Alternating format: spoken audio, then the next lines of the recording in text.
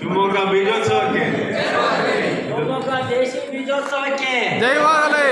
ಶಿವಮೊಗ್ಗ ದೇಶಿ ಬೀಜೋತ್ಸವಕ್ಕೆ ಜೈವಾಗಲಿ. 5 ನಿಮಿಷ ನಮ್ಮ ಕೃಷಿ ಪದ್ಧತಿ ಬಗ್ಗೆ ಮಾತಾಡ್ಬೇಕಂತಂದ್ರೆ ಇಡೀ ದೇಶದಲ್ಲಿ ಕರ್ನಾಟಕ ಮುಂಚೂಣಿಯಲ್ಲಿ ಮೊದಲಿಂದನೂ ಇತ್ತು, ಈಗೂ ಇದೆ.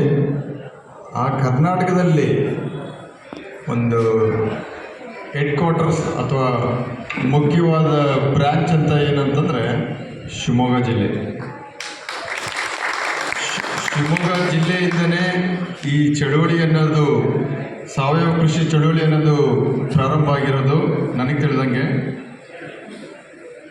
ದೇವಗಿ ಪ್ರಫುಲ್ ಚಂದ್ರ ಅವರ ಹೆಸರು ಮೊದಲು ಬಂದಿತ್ತು. ನಂತರ ನಮ್ಮ ತೀರ್ಥಹಳ್ಳಿಯ ಪುರುಷೋತ್ತಮರಾಯರು.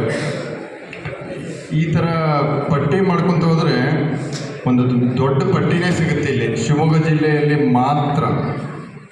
ಬೇರೆ ಕಡೆ ಯಾವ ಜಿಲ್ಲೆ ಆದರೂ ನಾವು ಬೆರಳಲ್ಲೇ ಎಣಿಸ್ಬೋದು, ಆದರೆ ಇಲ್ಲಿ ಒಂದು ದೊಡ್ಡ ಪಟ್ಟಿನೇ ಸಿಗುತ್ತೆ ಮುಂಚೆಯಿಂದನೂ ಮಾಡ್ತಾ ಇರೋಂಥ ರೈತರು.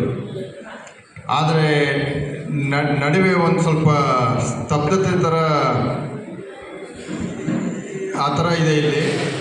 ಈಗ ಮತ್ತೆ ಅದನ್ನು ಜೋರಾಗಿ ಪ್ರಚಲಿತವಾಗಿ ಮುಂಚೂಣಿಗೆ ತರುವಂಥ ಪ್ರಯತ್ನ ಈಗ ಮಲ್ಲಿಕಾರ್ಜುನ ಮತ್ತು ಈ ಸಂಘ ಏನು ಇಲ್ಲಿ ಯುವ ಟೀಮ್ ಇದೆ, ಇವರಿಂದ ಮತ್ತೆ ಆಗಬೇಕು ಅಂತಂದು ನಾನು ಬಯಸ್ತಾ ಇದ್ದೀನಿ.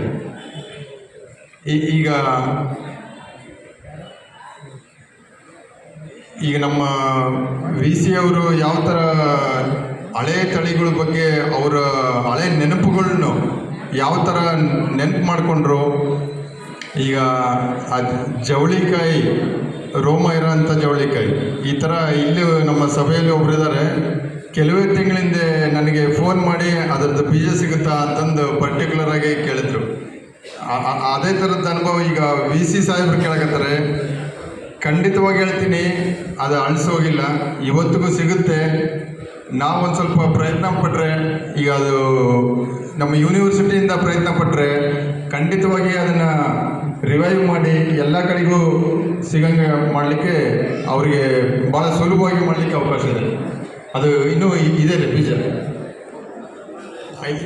ಈ ಥರದ್ದು ಒಂದು ಸ್ವಾರಸ್ಯಕರವಾದ ಅನುಭವಗಳು ಏನು ನೆನಪುಗಳಿದ್ದಾವೆ, ಅದನ್ನು ಇವತ್ತಿಗೆ ನಿಜ ಮಾಡಲಿಕ್ಕೆ, ಜೀವಂತಿಗೆ ಮತ್ತು ಮರು ತುಂಬಲಿಕ್ಕೆ ಖಂಡಿತವಾಗಿ ಸಾಧ್ಯ ಇದೆ. ಇದು ಬರೀ ರೈತರು ಅಥವಾ ಸಂಘ ಸಂಸ್ಥೆಗಳು ಅಷ್ಟೇ ಅಲ್ಲದೆ ಯೂನಿವರ್ಸಿಟಿಯಿಂದನೂ ಮಾಡಿದರೆ ಇದು ಒಂದು ಆನೆ ಬಲ ಬಂದಂಗೆ ಆಗುತ್ತೆ. ಇನ್ನೂ ಹೆಚ್ಚಿನ ಪ್ರಮಾಣದಲ್ಲಿ ಜೋರಾಗಿ ಮಾಡಲಿಕ್ಕೆ ಅವಕಾಶ ಇದೆ. ಆಮೇಲೆ ಬ್ಯಾಡಗಿ ಮೆಣಸಿನ್ಕಾಯಿ ಬಗ್ಗೆ ಹೇಳಿದರು. ಬ್ಯಾಡಗಿ ಮೆಣಸಿನ್ಕಾಯಿ ಒರಿಜಿನಲ್ ಆಗಿ ಏನು ತಳಿ ಅದು ಸಿಗೋದೇ ಕಷ್ಟ ಅನ್ನೋ ಪರಿಸ್ಥಿತಿ ಇವಾಗ ಉಳ್ಕೊಂಡಿದೆ. ಅದರಲ್ಲಿ 800 ತಳಿಗಳು ಇದ್ದು ಅಂತಂದು ನಮ್ಮ ವಿ ಸಿ ಸಾಹೇಬರು ಜೀನ್ ಬ್ಯಾಂಕ್ನಲ್ಲಿದ್ದಾವೆ ಅಂತ ಹೇಳಿದ್ರೆ ಅದು ಭಾಳ ಆಶ್ಚರ್ಯ ಮತ್ತು ಮಹತ್ವಪೂರ್ಣವಾದ ವಿಚಾರ. ಈಗ ಜೀನ್ ಬ್ಯಾಂಕಿಗೆ ಸೀಮಿತ ಆಗಲಿಲ್ಲಂಗೆ ವಿ ಸಿ ಸಾಹೇಬರು ಪ್ರಯತ್ನ ಪಟ್ಟರೆ ಅದನ್ನು ಮತ್ತು ರೈತರ ಕೈಗೆ ಬೀಜ ತಳಿಗಳು ಎಲ್ಲ ಸಿಗಂಗೆ ಮಾಡಲಿಕ್ಕೆ ಸಾಧ್ಯತೆ ಇದೆ ಮತ್ತು ಅವನ್ನೆಲ್ಲ ರಿವೈವ್ ಮಾಡಲಿಕ್ಕೆ ಸಾಧ್ಯತೆ ಇದೆ. ಈ ನಿಟ್ಟಿನಲ್ಲಿ ಇಲ್ಲಿ ಭಾಳಷ್ಟು ಈ ಶಿವಮೊಗ್ಗ ಜಿಲ್ಲೆದವರೇ ಇಲ್ಲಿ ರೈತರೆಲ್ಲ ಬಳಗಗಳು ಇದ್ದಾವೆ.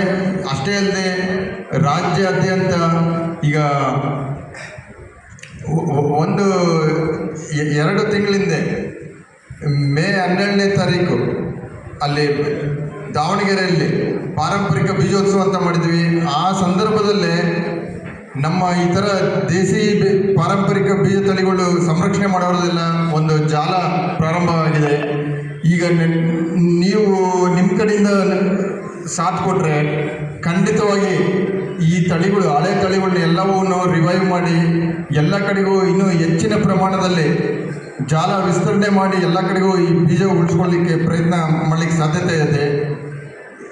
ಇದನ್ನು ನಾನು